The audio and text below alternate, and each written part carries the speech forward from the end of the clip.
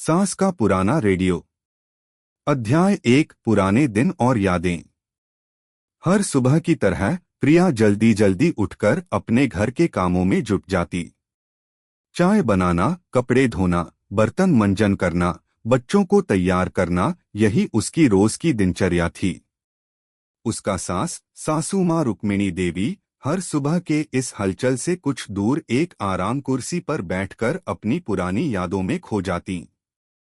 अगर आप अपनी माँ से प्यार करते हो और उनको हमेशा खुश देखना चाहते हो तो चैनल को सब्सक्राइब करो, लाइक करो, हर हर महादेव कमेंट करो। बहुत ही जल्द आपको खुशखबरी मिलेगी। प्लीज वीडियो को लास्ट तक जरूर देखें। अब आगे सुने।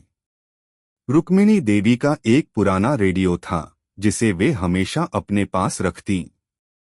वह रेडियो अब ज्यादा काम नहीं करता था, लेकिन उनके लिए वह सिर्फ एक उपकरण नहीं था बल्कि वह एक जादुई साथी था। इस रेडियो के साथ कई पुरानी यादें जुड़ी हुई थीं। एक वक्त था जब यह रेडियो रुक्मिणी देवी के घर का सबसे प्रिय और महत्वपूर्ण सामान था। लेकिन अब यह रेडियो, जो कभी उनकी जिंदगी का हिस्सा था, केवल उनके कमरे के कोने में धूल फांक रहा था। इस दिन जब प्रिया अपने काम में व्यस्त थी, रुक्मिणी देवी ने अपनी पुरानी यादों को ताज़ा करने का मन बनाया। उन्होंने अपने बेटे की बीवी प्रिया को आवाज दी, प्रिया सुनो। प्रिया भागते हुए अंदर आई। क्या हुआ सासू माँ? तुम क्या जानती हो यह क्या है? रुक्मिणी देवी ने कमरे के एक कोने में रखे अपने पुराने रेडियो की ओर इशारा किया। प्रिया ने सिर झुकाकर देखा और मुस्कुराते हुए बोली, यह तो पुराना रेडियो है न सासू माँ? अब तो यह कोई काम का नहीं रहा होगा। रुक्मिणी देवी हंसी। तुम नहीं जानती कि यह रेडियो कितना खास था मेरे लिए। तब जब यह रेडियो मेरे पास था तो यह हर दिन मेरे साथ होता था। जब भी मैं खुश होती या दुखी, यह मुझे हमेशा साथ मिलता था।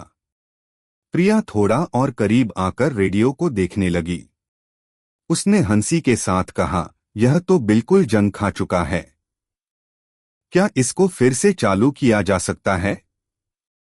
रुक्मिणी देवी ने मजाकिया अंदाज में कहा, अगर तुम इसे ठीक कर सको तो मैं तुम्हें अपना हीरा दे दूं।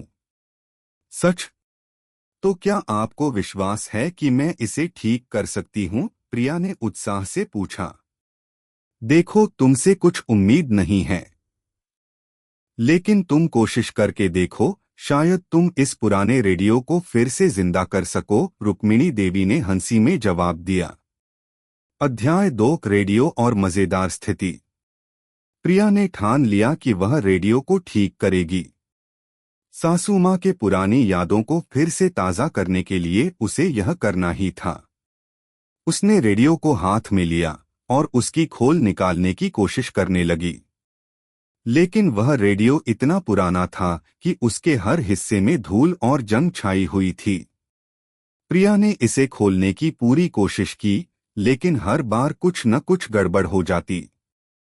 सासू माँ, यह तो बहुत मुश्किल है। देखो तो इसके अंदर क्या सब निकला पड़ा है, प्रिया ने हंसी के साथ कहा। रुक्मिणी देवी मुस्कुराते हुए बोली, अरे वह पुराने जमाने का रेडियो है।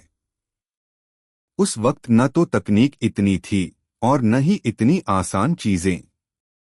लेकिन तुम्हारे लिए यह एक अच्छा चैलेंज हो सकता है। प्रिया ने सोचते हुए रेडियो के भीतर की सर्किट्स और तारों को देखा। अगर मैं इन तारों को जोड़ दूं तो शायद कुछ असर हो। उसने यह सोचते हुए एक तार को पकड़ा, लेकिन जैसे ही उसने उस पर हाथ डाला, रेडियो में एक जोर से करंट आ गया और वह फौरन पीछे की ओर गिर गई। अरे सासू माँ, यह तो करंट मार गया। प्रिया बुरी तरह डर गई। रुक्मिणी देवी हंसी में बोली, अरे चिंता मत करो, वह पुराने रेडियो का मजा ही अलग था। कभी ऐसे करंट, कभी ऐसी समस्याएं आती थीं। अब भी तुम्हें इसका अंदाजा नहीं है। प्रिया खुद को संभालते हुए बोली, अब समझी सासू माँ।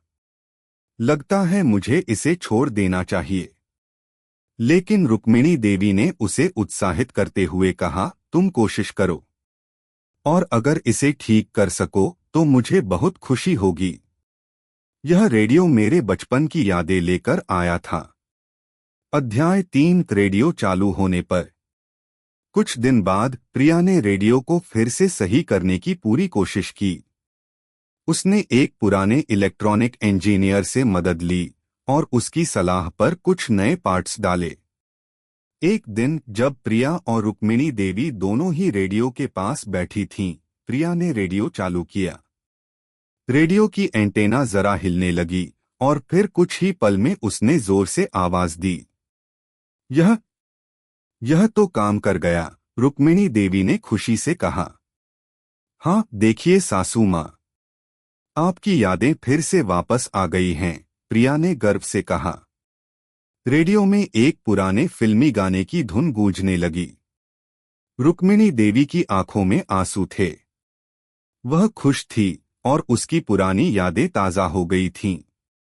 लेकिन तभी अचानक रेडियो में से एक अजीब सी आवाज आई। वह गाना बदलकर अचानक विज्ञापन की आवाज में बदल गया। क्या आप एक अच्छे घरेलू उपकरण के लिए खोज रहे हैं? रेडियो की आवाज ने पूछा। अरे, यह क्या हो रहा है? प्रिया और रुक्मिणी देवी दोनों चौंकीं। यह रेडियो अब पुराने जमाने का नहीं, बल्कि एक नए जमाने की मस्ती में बदल गया था। रुक्मिणी देवी हंसी में बोली, यह रेडियो सच में पुराना है, लेकिन इसकी अद्भुत बातें कभी खत्म नहीं होती। दोनों हंसते हुए रेडियो के आसपास बैठी रहीं और पुराने दिनों की यादों में खो गईं।